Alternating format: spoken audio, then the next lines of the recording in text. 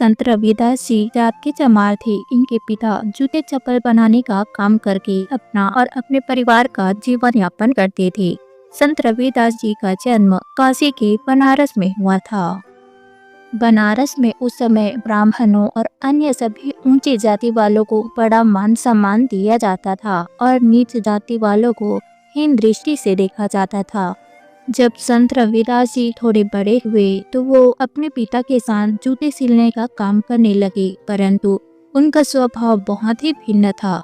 अगर कोई उन्हें कहता कि मेरे पास पैसे नहीं है, तो वह कहते कि कोई बात नहीं, जब होंगे तब दे देना।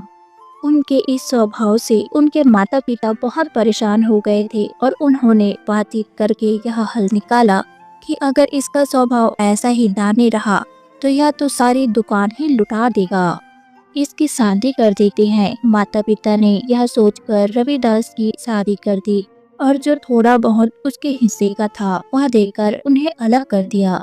पर ऊपर वाले की करामत देखो, पत्नी भी ऐसी मिली जिसका स्वभाव भी रविदास जी से पूरा मेल खाता था। उनके माता पिता और भी दुखी हो गए। उन्होंने रविदास जी से कहा कि जो हमारा फर्ज बनता था हमने निभा दिया, अब तुम जानो और तुम्हारा काम जाने। उसके बाद से रविदास जी के जीवन में एक अलग ही मोड़ आ गया।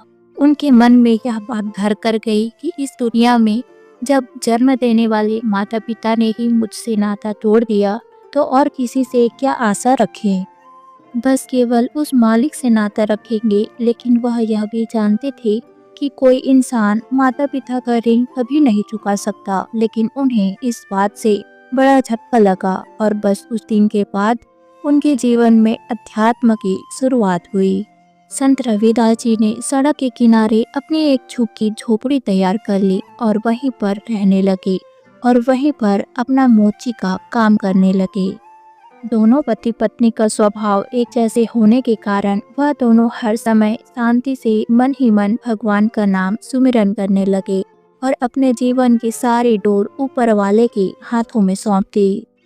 उनके पास कुछ न होने के बावजूद भी वे बहुत संतुष्ट रहते थे। धीरे धीरे उनका सुमिरन बढ़ने लगा तथा थोड़ा और समय बीतने के बाद उनके दिल में मालिक की भक्ति इतनी प्रबल हो गई कि वह हर पल हर क्षण उठते बैठते सोते जागते और अपना काम करते भी केवल प्रभु का मन ही मन नाम सुमिरन करने लगे और उनके मन में केवल प्रभु के नाम का ही सुमिरन चलता रहता था।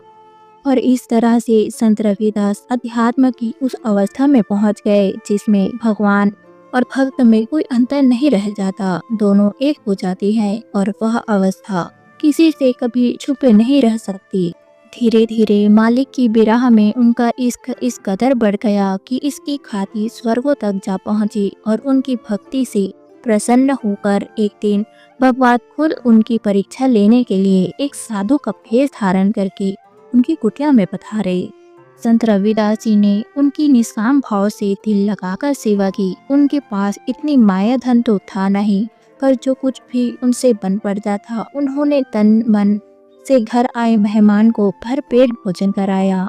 उनकी इस निष्काम सेवा से साधु रूप में आए भगवान बहुत प्रसन्न हुए और जब साधु भेष में आए भगवान जाने लगे तो उन्होंने संत रविदास जी से कहा कि रविदास, मैं तुम्हारी सेवा भावना से बहुत प्रसन्न हूँ, इसलिए मैं तुम्हें एक पारस पत्थर देता हूँ। इसे तुम जब भी लोहे की किसी वस्तु से स्पर्श करोगे तो वह लोहे की वस्तु सोने में तब्दील हो जाएगी और तुम बाजार जाकर वह सोना बेच के गरीब से एक अमीर व्यक्ति बन जाओगे।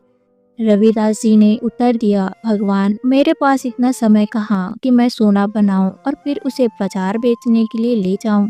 मुझे तो मेरे काम और मालिक का नाम सुमिरन करने से ही फुर्सत नहीं मिलती। अगर सारा समय मैं सोना बनाने और फिर उसे बाजार बेचने में लगाऊंगा तो मैं अपने मालिक का नाम सुमिरन कब करूंगा। मुझे इसकी कोई ज़रूरत नहीं, आप इसे ले जाइए।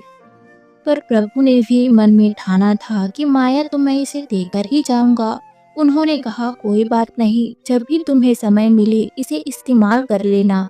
इसे तुम्हारी कुटिया में लगे दरवाजे के ऊपर कपड़े में बांधकर टांग देता हूँ। संत रविदास जी ने उत्तर में कहा, जैसी आपकी मर्जी महात्मा। वे उसे कपड़े में बांधकर दरवाजे के ऊपर लगी लकड़ी में बांधकर चले गए और मन में कहने लगे कि कभी तो इसका ध्यान उस पर पड़ेगा और फिर यह धीरे धीरे मोह माया में लिप्त जरूर होगा। यह सब सोचकर भगवान वहां से चले गए। कई वर्ष बीतने के बाद भगवान ने सोचा कि अब चलकर देखता हूँ, अब तो रविदास जरूर माया का दास बन गया होगा।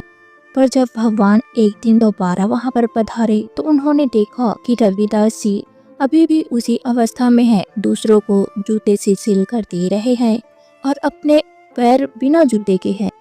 जब संत रविदास जी ने दोबारा महात्मा जी को देखा तो वो बहुत खुश हुए। महात्मा जी ने कहा, रविदास, मैंने तुम्हें जो पारस पत्थर दिया था वह कहाँ पर है? रविदास जी ने उत्तर दिया, भगवान, मुझे पता नहीं, जहाँ पर आपने रखा था वहीं पर होगा, मुझे क्षमा कीजिए, कहीं वह खो न गया हो। जब महात्मा जी फिर उसी दरवाजे के पास पहुँचे तो उन्होंने देखा कि पारस पत्थर अभी भी उसी दरवाजे के ऊपर कपड़े में लिपटा हुआ टंगा है। भगवान समझ गए कि भगत रविदास ने माया पर काबू पा लिया है। भगवान उससे बहुत प्रसन्न हुए और अपना पारस पत्थर लेकर फिर से अपने धाम को चले गए। स्वर्ग में हर तरफ यह आवाज गूंजने लगी कि धन्य है संत रविदास। तो इस तरह से रविदास जी भगवान की परीक्षा में खरे उतर गए। अगर आपको हमारी यह वीडियो अच्छी लगी हो तो कृपया हमारे वीडियो को लाइक, शेयर और हमारे चैनल को सब्सक्राइब करें। धन्यवाद।